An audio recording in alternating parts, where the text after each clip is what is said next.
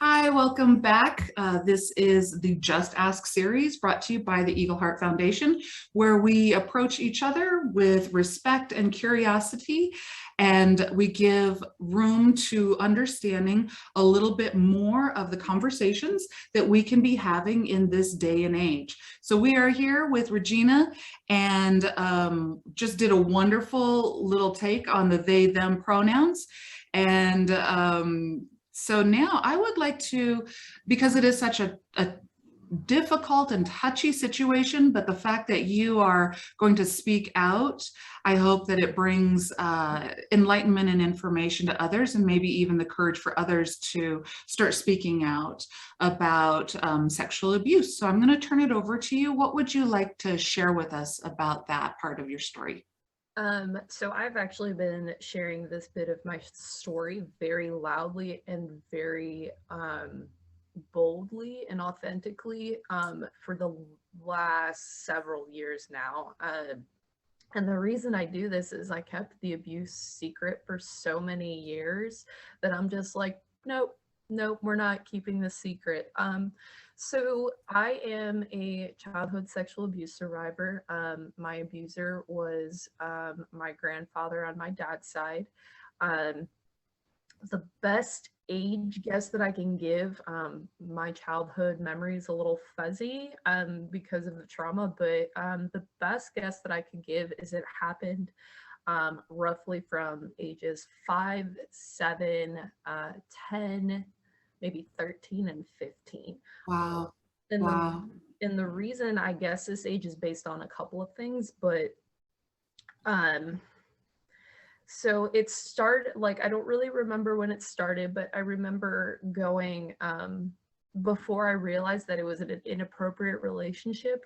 I was always really excited to see my grandfather, and because our bodies respond to stimulation like that very excitedly, like I thought this was appropriate. I'm like, oh, this is how this is supposed to go, blah blah blah. And then it was by the time I turned maybe 7 or 10 years old, um, I remember sitting very specifically in my sixth grade classroom, and they were showing videos on like what different kinds of abuse were. And it finally got to the sexual abuse portion, and the video finished, and I could just feel all the color drain out of my face. And I'm just sitting there and I'm like, Wow. oh my God, this is me. I am this person. And the school that I went to, I didn't feel comfortable enough to go to a teacher. Um, and then let's see. Um, my my dad wasn't the best parent growing up. He had his own things that he was dealing with, so I definitely did not feel comfortable going to him, especially since this was his dad.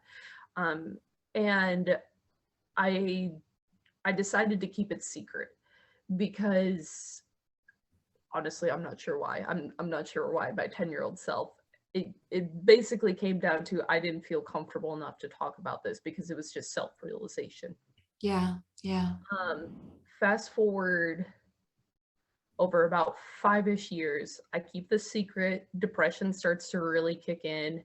Um, I just remember just getting further and further into a little deep dark hole and dreading every time my grandparents came into town because they lived on the other side of the country and we would only go and see them every now and again or every couple of years or something like that. So um, I had started seeing somebody in high school. This was about when I was about 15, and I started having flashbacks when we would be intimate together. And Oh, wow. eventually I started sharing how I somewhat starved myself. I somewhat self harmed myself. And eventually I got to the point where I just kind of spilled out that I was being abused. And he did the most appropriate thing. And he said, I believe you. I am so sorry that this is happening. What can I do for you? Wow. Because he was such a genuine person and he took everything with me, I was able to start talking about it more. So then I told my childhood best friend. Eventually came to the point where I told my mom. And thinking back on it, my mom asked if we wanted to go into therapy instead of just putting us into therapy. But obviously, my parents' generation aren't very good at talking about deep issues and don't believe that, you know, oh, we're not depressed. We don't need to talk about these things. So naturally, in her mind, you know, she doesn't see that. Eventually, I slowly start telling more and more people, and it gets easier each time. Mm. And then in college, as I had mentioned before in the vagina monologues, this is also where I started to share, this is also my lived experience. And was able to start processing a lot of the things. Unfortunately, I still don't know how I graduated college, in all honesty. Like my junior year, I was teetering sort of okay, and then junior year with a couple of things, it just started just banking straight in the dirt. It was finally after college, it was about a year or two after I had graduated, I finally got into therapy to start dealing with all of the things that were kind of mixing around. I had a pretty rough breakup during that time, so it ended up pushing me in the right direction to start talking about these things. I would say about a year and a half, the therapist that I was working with said, we've done all the deep-seated work, so I'm more than happy to continue seeing you, but she called me a graduate, a therapy graduate. And Right. I had started medication at that time. I had to deal with the fact that depression, anxiety, and PTSD are going to always plague me. And I had to start learning how to deal with those different things. Now I can kind of recognize, okay, if I start to have a higher trigger reflex or a higher startle reflex, or if the suicidal ideations start to come in, I'm too stressed. I need to take a break. I need to step back and kind of, okay, just take care of yourself. But yeah, right now it's kind of working on embracing this individual that I think the most profound thing that I heard somebody say was, that used to be me. I don't want to be that person anymore. But the person says, that's not right. That person is always going to be me.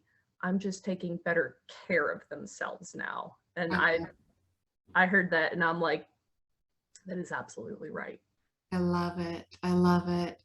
Thank you for sharing. One of the things that I really took out of that was keeping secrets. For whatever reason, maybe because you're a young child, you don't know how to have those conversations, you don't want anybody to get in trouble, you don't want somebody to say that you're lying, whatever reason actually ends up eating away at the self. And even if you are a Gen Xer and you're having these flashbacks, in my generation, Gen X, therapy was out of the question. It's never too late to start using your voice so that you don't become like deteriorate within. It was not your fault.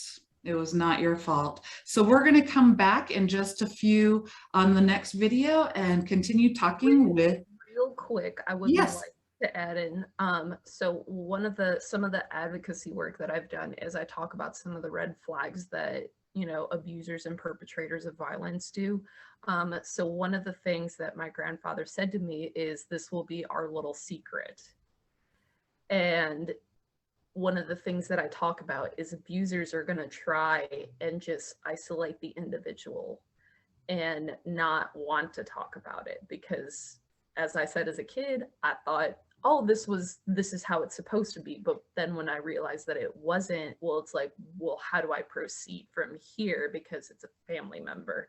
So wanted to add that little tidbit in. I love it. I thank you for that, because knowing some of the red flags, the isolation or our little secret, or, you know, any type of thing like that, is a really good indicator that, oh, I need to look at what's going on here. So yeah, we've learned statistically that most abuse comes from a close person, either within or close to the family. So, Yep. you know, and us as children not wanting to hurt them or their reputation, all of that guilt, and it'll just eat you alive. So thank you for your voice. And we will come back and speak in another video about whatever else you want to talk about.